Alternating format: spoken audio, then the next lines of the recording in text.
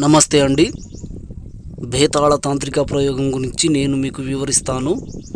మీరు శత్రువుల బారిన పడి మానసికంగా లోపల కుంగిపోతున్నారా? దేహబలంగా వాళ్లను ఓడించలేకపోతున్నారా? అయితే వాళ్ళు జీవితాంతం మంచానికే అంకితమయ్యేలా నేను మీకు సహకరిస్తాను. ఓం నమో భద్రకాళియై నమః. ఓం హ్రీం క్లీం కపాలి కుండలి శత్రు సంహారి సర్పలింగాత్మకే సర్వనాశనై కాలభైరవి స్ఫురద్విషాం ప్రాణ వినాశనై మహంకాళియై శత్రు వినాశన సుదర్శన చక్రోశ్య స్ఫుర సహస్ర భాస్కరాకోటితుల్యం జ్వలంత అగ్నిభీషణ మృత్యుంజయ నమామ్యహం.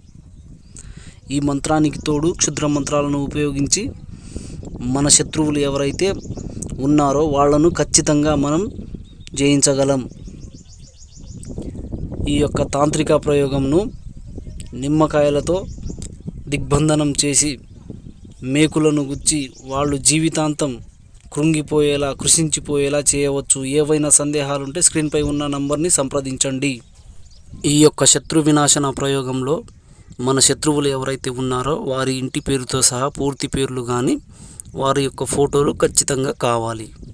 ఇది ప్రత్యేక దినంలో చేసే భేతాళుడి తాంత్రిక ప్రయోగం.